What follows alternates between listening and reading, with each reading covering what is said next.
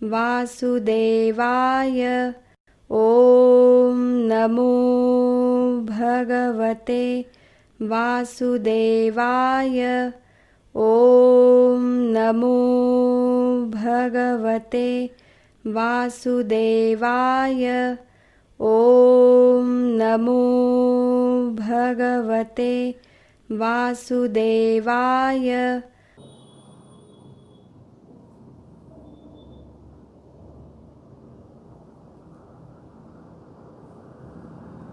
नाम जप का समय यहाँ पूर्ण हुआ है। आशा है आप सभी ने नाम जप की अनुभूति अवश्य ली होगी। ये अनुभव आप फेसबुक और यूट्यूब कमेंट में डाल सकते हैं। हम उसका आगे के सत्संगों में विश्लेषण लेंगे। कदाचित नाम जप के समय आपको कुछ कठिनाइयों का सामना करना पड़ा होगा, तो ऐसी अड़चनें भी आप कमेंट में डालें। आपकी शंकाओं का समाधान हम आगे के सत्संगों में लेंगे। प्रतिदिन जो ऑनलाइन कार्यक्रम होते हैं, अब हम उसके विषय में जान लेते हैं। सुबह 10:30 बजे से 11:15 बजे तक नाम सत्संग ये कार्यक्रम रहता है। उसके पश्चात दोपहर 2:30 बजे से 3:15 बजे तक भाव सत्संग इस कार्यक्रम का आयोजन किया जाता है। शाम 4 बजे से 4:45 बजे तक सुबह लाइव हुए नाम सत्संग का पुनः प्रसारण रहता है। शाम 6 बजे बाल संस्कार वर्ग कार्यक्रम रहता है और रात 9 बजे धर्म संवाद ये कार्यक्रम रहता है, जिसका पुनः प्रसारण अगले दिन दोपहर 1 बजे होता है। आपसे विनती है कि इन सभी आध्यात्मिक ऑनलाइन कार्यक्रमों का लाभ आप तो अवश्य लीजिए, साथ ही आपके मित्र और परिवारजनों को भी इसे देखने के लिए प्रेरित कीजिए। भगवान श्री कृष्ण जी की असीम कृपा से हम सत्संग का लाभ ले पाए, इसलिए हम भगवान श्री कृष्ण जी के चरणों में कृतज्ञता व्यक्त करते हैं।